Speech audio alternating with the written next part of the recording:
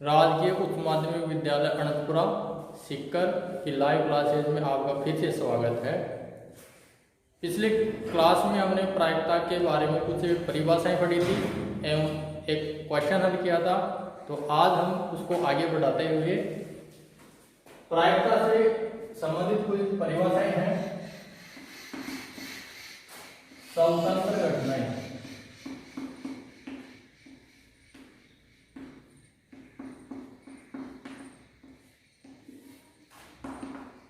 स्वतंत्र घटनाएं दो या दो से अधिक घटनाएं परस्पर स्वतंत्र घटनाएं कहलाती है यदि उनमें से एक घटना के घटित होने या न होने का प्रभाव अन्य घटना के घटित होने या न होने पर नहीं पड़ता है तो ऐसी घटनाएं परस्पर स्वतंत्र घटनाएं कहलाती है।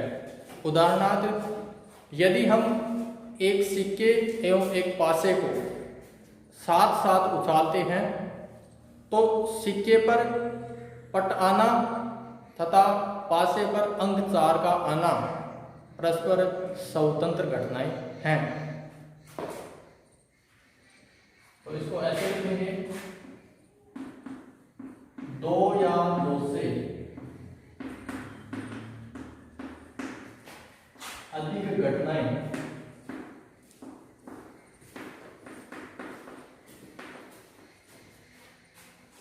परस्पर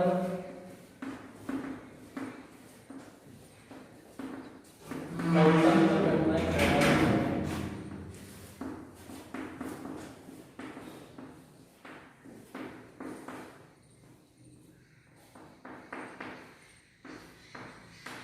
हैं।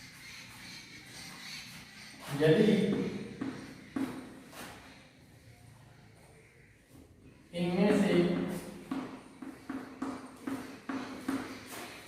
एक घटना के घटित होने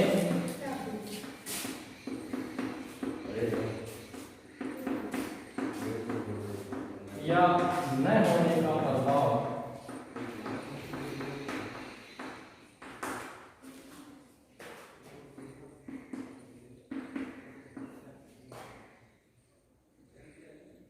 अन्य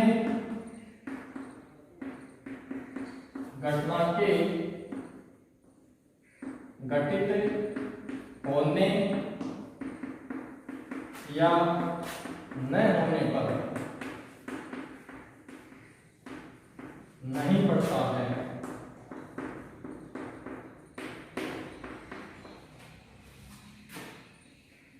वो परस्पर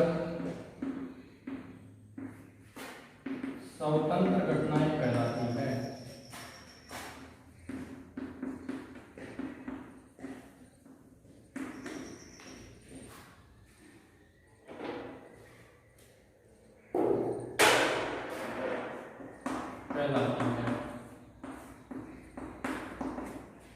ठीक है कि दो या दो से अधिक घटनाएं परस्पर स्वतंत्र घटनाएं कहलाती है यदि इनमें से एक घटना के घटित होने या न होने का जो प्रभाव है वो अन्य जो दूसरी घटना है उसके घटित होने या नहीं होने पर या घटित नहीं होने पर नहीं पड़ता है।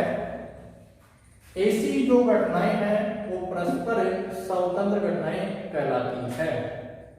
जैसे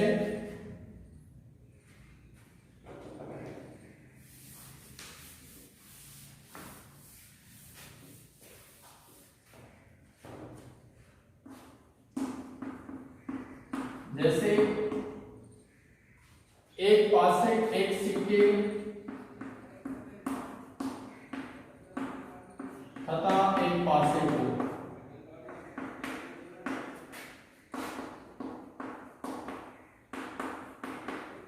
साथ साथ उछालने पर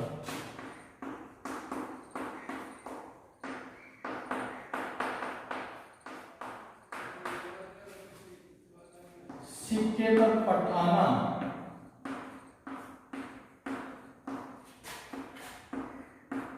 पट तथा पासे पर अंकशाल आना,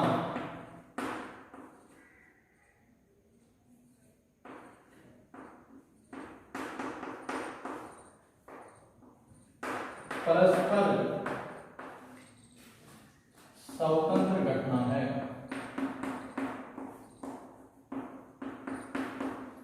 घटनाएं हैं।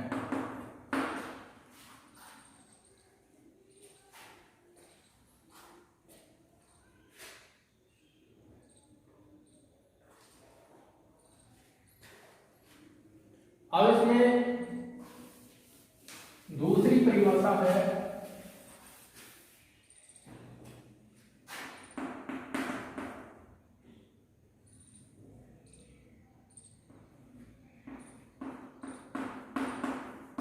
आश्रित घटनाएं।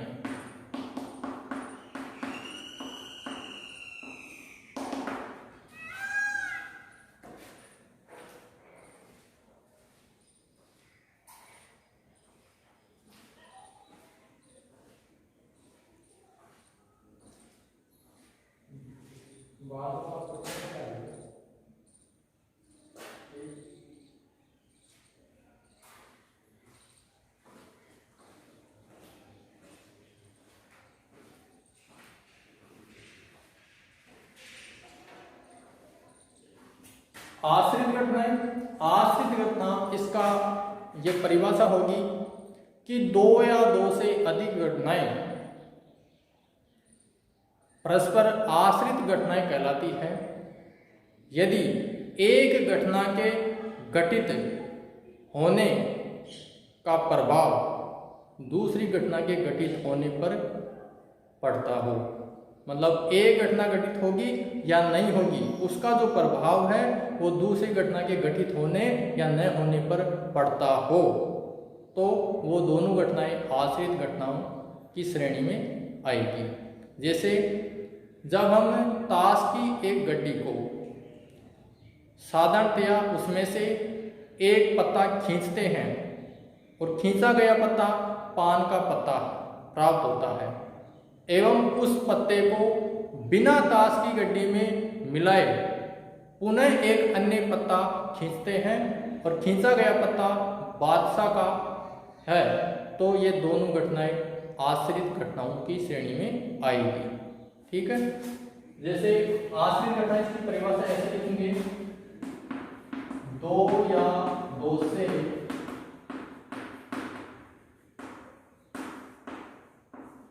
अधिक घटनाएं परस्पर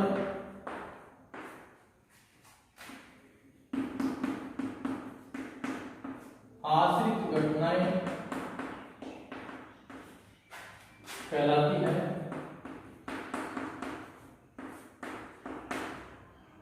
यदि इनमें से एक घटना के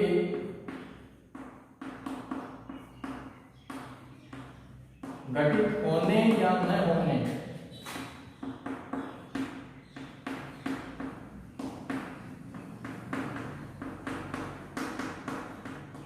का प्रभाव अन्य घटना के घटित होने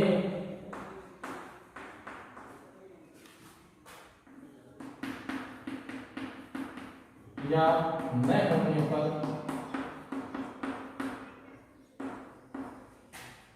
पड़ता हो।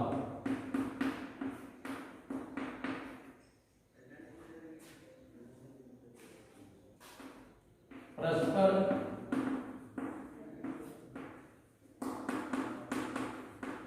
आश्रित घटनाएं कहलाती है।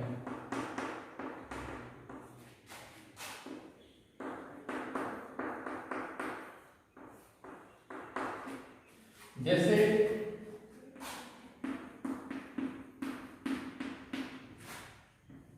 ताश की साधारण गड्डी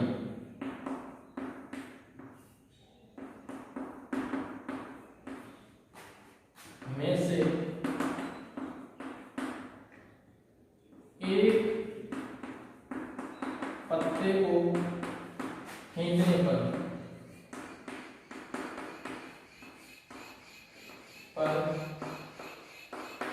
पान का पत्ता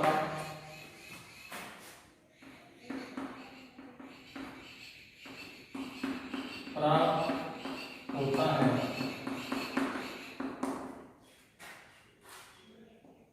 इसे गड्डी में न मिलाएं, उसके बाद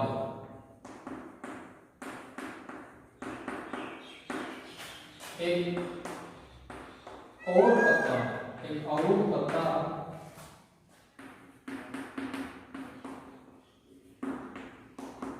खींचने पर प्राप्त पत्ते का बादशाह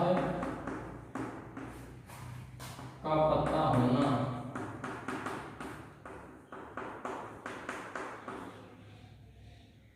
ये दोनों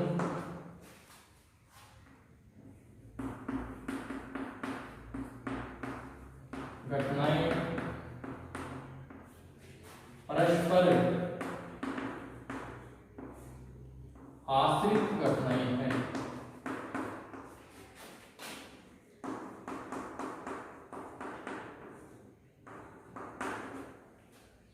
ठीक है कि आश्रित घटनाएं, दो या दो से अधिक घटनाएं परस्पर आश्रित घटनाएं कहलाती है यदि इनमें से एक घटना की घटित होने या न होने का प्रभाव अन्य घटना के घटित होने या न होने पर पड़ता हो, परस्पर आश्रित घटनाएं कहलाती है।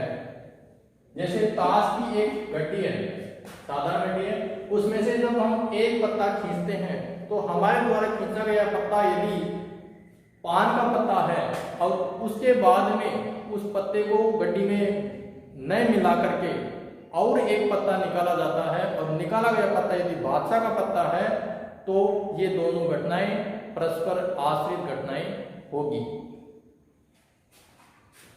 इसके आगे देखो, सर्वनाम से संबंधित प्रश्न करते हैं।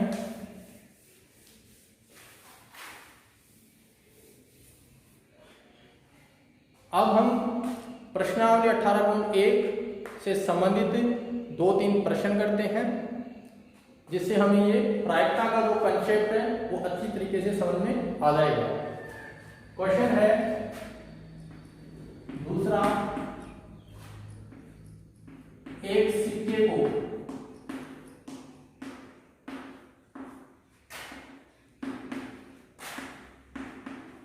दो बार उछालने पर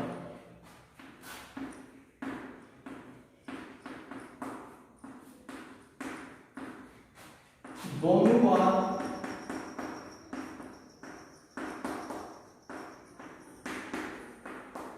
चित आने की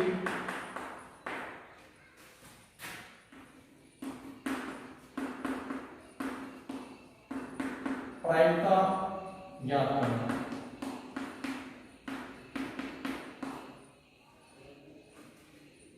एक सिक्के को दो बार उछालने पर दोनों बार चित आने की प्रायिकता ज्ञात करना। प्रायिकता का जो सूत्र है, किसी भी घटना के अनुकूल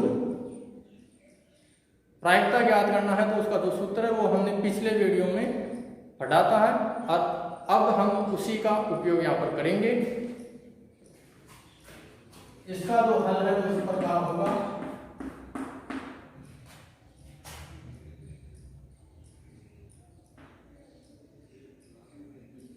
एक सिक्के को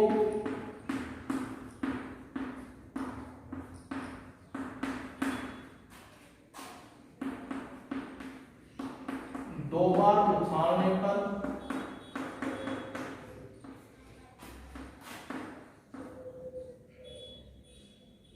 कुल परिणाम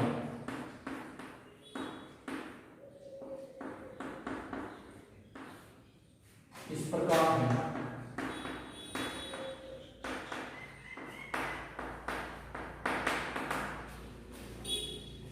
जब हम एक सिक्के को उछालते हैं, 2 बार उछालते हैं, तो परिणाम जो आएंगे वो इस प्रकार है।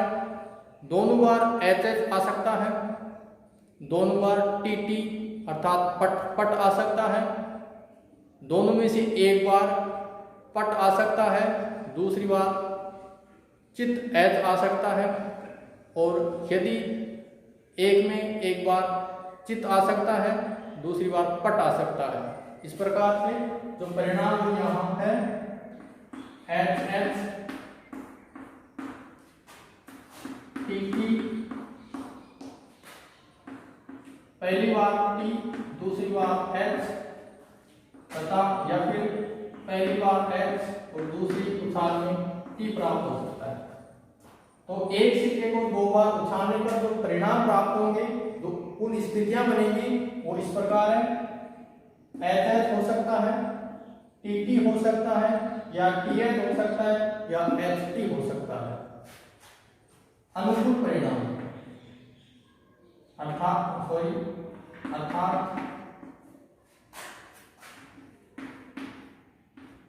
कुल परिणाम बराबर 7। अब है अनुकूल परिणाम।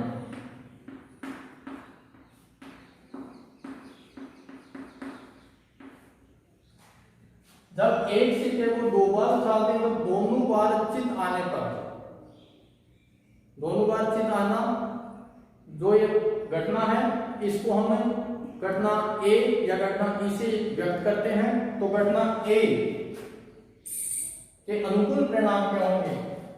वो होंगे एच और एच, दोनों बार चित है तो अनुकूल परिणाम कितने हैं? 1 है। अर्थात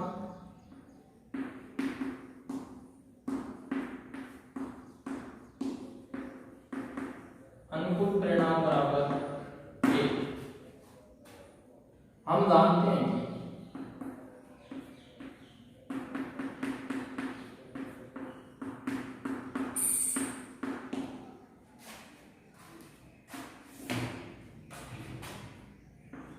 घटना ए की प्रायिकता पी ऑफ ए से लिखेंगे। घटना ए की जो प्रायिकता है इसको हम पी ऑफ ए से लिखेंगे, प्रोबेबिलिटी ऑफ ए।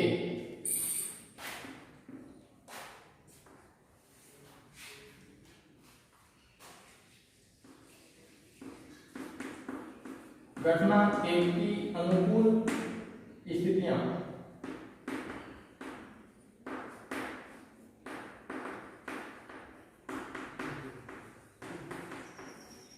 बटा कुल स्थितियां।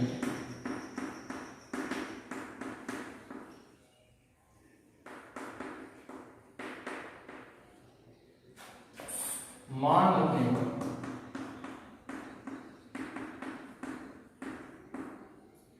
P of A equal to, यहां पर घटना A की जो अनुकूल परिणाम या अनुकूल स्थितियां वो कितना है? 1 बटा कुल स्थितियां कितनी है, अर्थात कुल परिणाम कितने हैं? 4। तो यहां लिख देंगे 4। अतः घटना एक अर्थात एक सिक्के को 2 बार उछालने पर दोनों बार चित आने की जो प्रायिकता है वो कितनी होगी? 1/4। ये इसका मान होगा। इसका अगला जो क्वेश्चन है वो इस प्रकार है।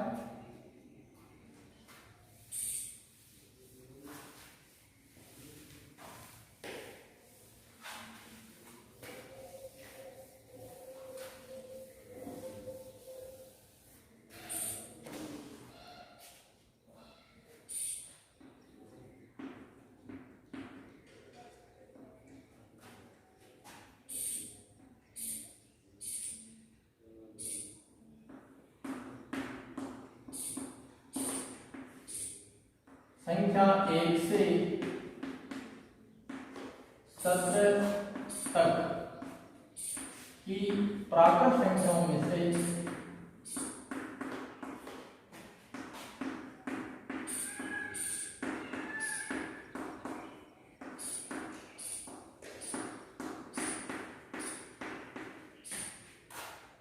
यादृच्छिक रूप से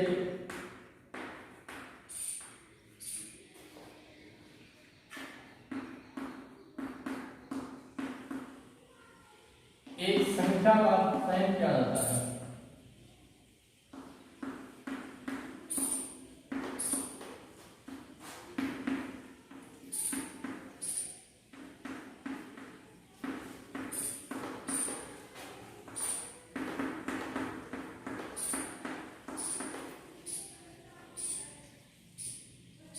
याद करना है कि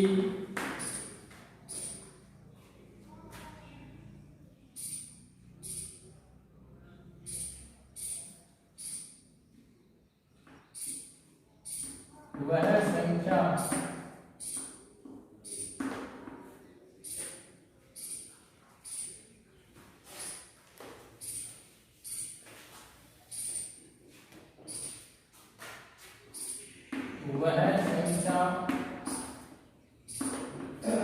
एक अभाज्य संख्या है।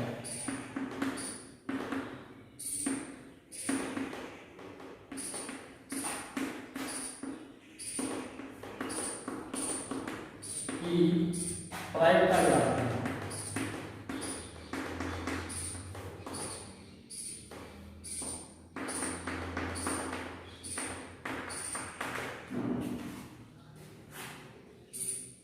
एक से 17 तक की जो प्राकृत संख्याएं हैं उनमें से यादृच्छिक रूप से एक संख्या का चयन किया जाता एवं जो चयन की गई संख्या है, जो हमें प्राप्त संख्या है, वो एक अभाज्य संख्या होगी। इसकी प्रायिकता ज्ञात करना है कि प्रायिकता कितनी होगी। इस प्रकार से इसका हल होगा।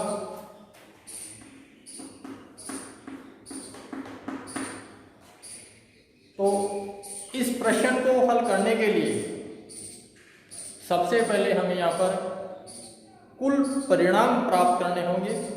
तो 1 से 17 तक की संख्याएं हैं, इनको हमें इस प्रश्न को समझने के लिए 1 से 17 तक की 17 पर्चियां लेना है और 1 से 17 तक की जो संख्याएं उनको एक पर्ची पर 1, दूसरी पर 2, तीसरी पर 3, चौथी पर 4, पांचवी पर्ची पर 5, इस प्रकार से जो 17 पर्चियां हैं उन पर 1 से 17 तक की गिनती लिख करके जो प्राकृत संख्या उनको लिखना है एवं उनको समेट करके एक डिब्बे में ढालना है एवं अच्छी तरीके से उस डिब्बे को हिलाना है एवं यादृच्छिक रूप से उस डिब्बे में से एक पर्ची को निकालना है जिस पर एक संख्या अंकित होगी।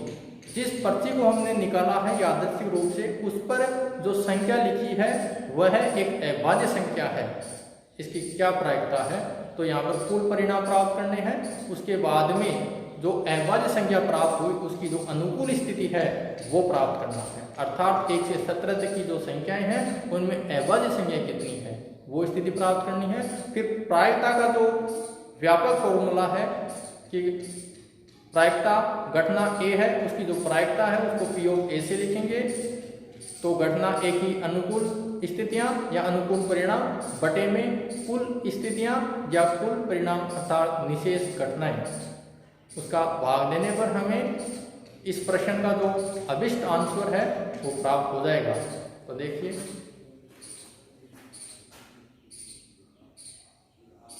एक से 17 तक की प्राकृत संख्या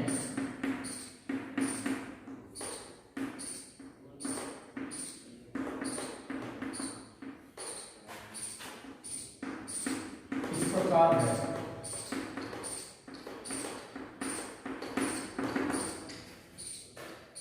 1, 2, 3, 4, 5, 6, 7, 8, 9, 10, 11, 12, 13, 14, 15, 16 एवं 17। ठीक है। अब जब यहाँ पर निशेष घटनाएं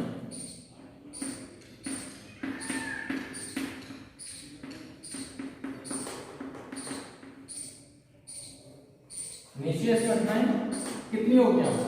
17। अब अभाज्य संख्याएं इनमें से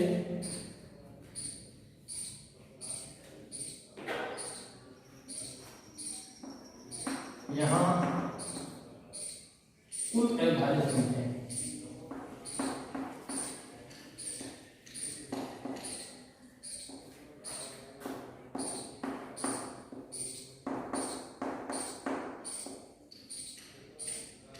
बराबर, तो यहां पर हमें अभाज्य संख्याएं उनको छांटना है।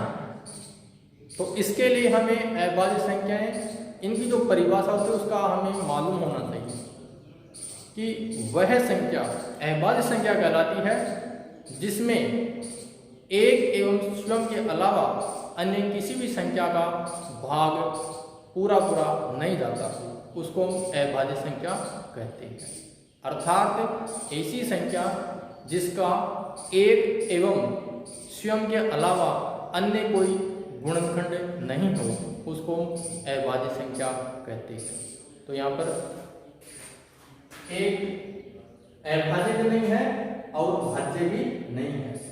2 जो अभाज्य संख्या है, इसके बाद 3, फिर 5, 7, 11, 13 और 17। अभाज्य संख्या 2 आएगा, 3 आएगा, 5, 7, 11, 13 और 17। इस सर्किल में जो भी संख्याएं हैं वो सारी अभाज्य संख्याएं हैं। तो अर्थात अनुकूल परिणाम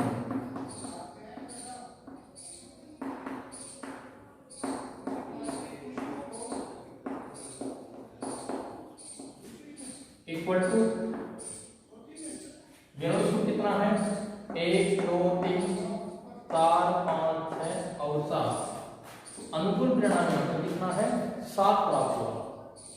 अब जो हमने प्रायिकता का सूत्र पढ़ा था पिछले वीडियो में, वो उसको लिखेंगे यहाँ पर कि हम जानते हैं कि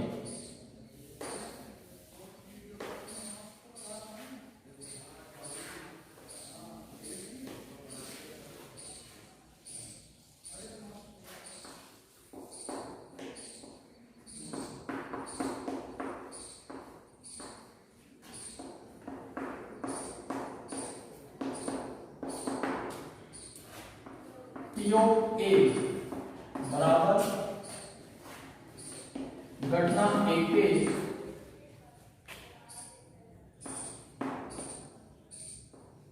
अनुकूल परिणाम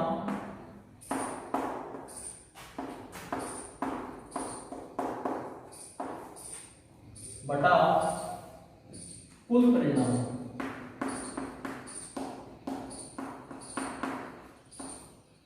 अब लिखेंगे मान रखने का।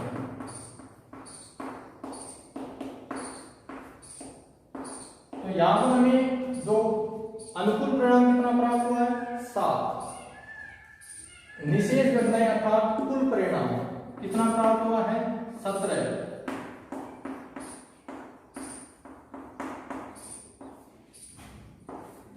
तो PO A इक्वल टू आ जाएगा 7/17। ये इसका सही आंसर है। इसके आगे जो क्वेश्चन है वो इस प्रकार है।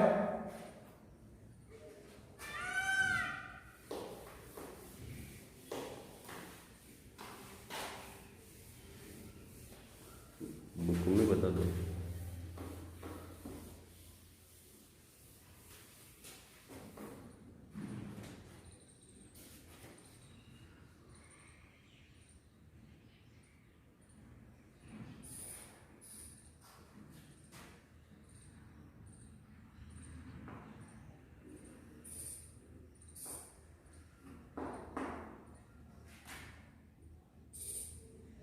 एक पहली वर्ष में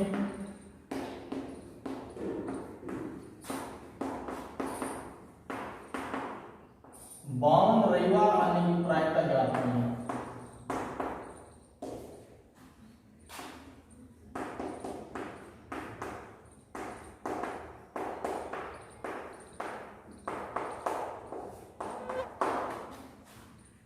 एक एलिफ वर्ष में 52 रविवार आने की प्रायिकता ज्ञात करना। कैसे करते हैं देखो,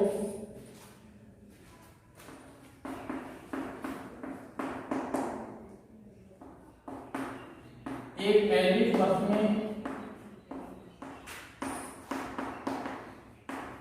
दिनों की कुल संख्या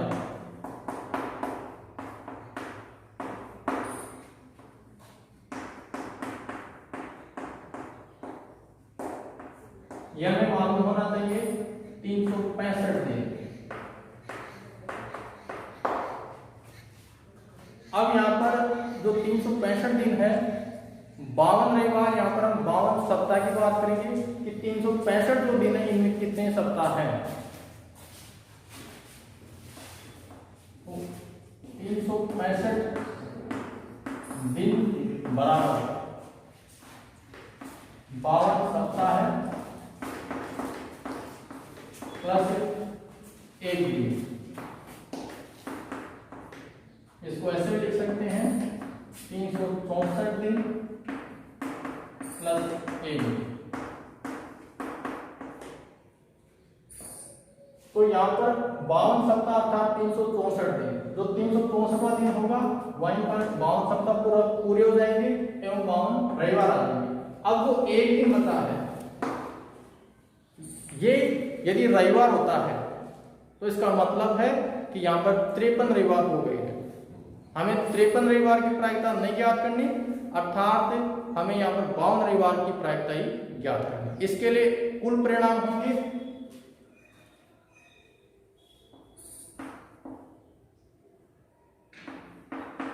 पहले यहाँ सप्ताह, एक सप्ताह में संभव दिन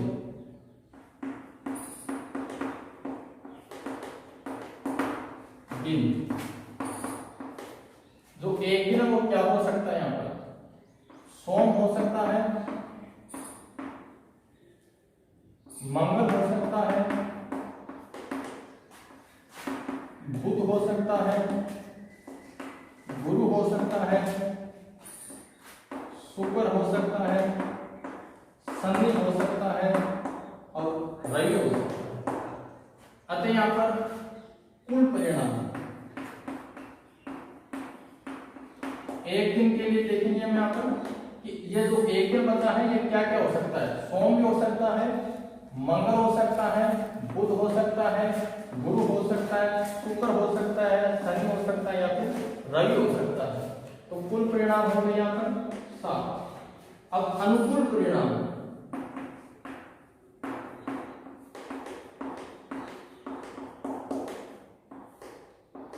बराबर, अर्थात ये जो एक दिन है ये यदि रवि हो गया, इसका मतलब क्या हो गया कि उस वर्ष में कितने दिन, कितने रविवार हो गए, 53 रविवार हो गए। तो यहाँ पर 53 रविवार में अर्थात इसको हम हटा देंगे कि ये जो एक दिन है वो रविवार नहीं होना चाहिए। तो इसका मतलब है कि अनुकूल जो परिणाम है वो कितने हो जाएंगे, 6। तो यहाँ पर अनुकूल परिणाम कितने हो गए, 6। अर्थात रविवार नहीं होने वाले परिणाम कौन कौन से, रविवार नहीं होने वाले, सोम रविवार नहीं है, मंगल, बुध, गुरु, शुक्र और शनि, ये 6 जो परिणाम है वो इस प्रकार है कि रविवार न होने के अनुकूल है। अगर अनुकूल परिणाम 6। अब लिखेंगे प्रायिकता का सूत्र। हम जानते हैं कि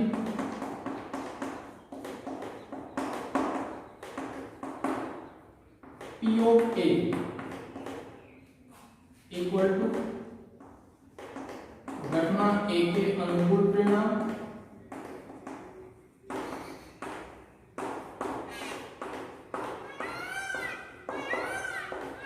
बटा कुल परिणाम।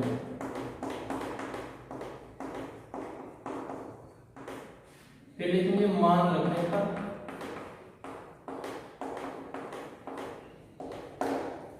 तो ये हो जाएगा P of A equal to 6/7। ये इसका सही आंसर है। ठीक है, यहां तक देखिए, धन्यवाद।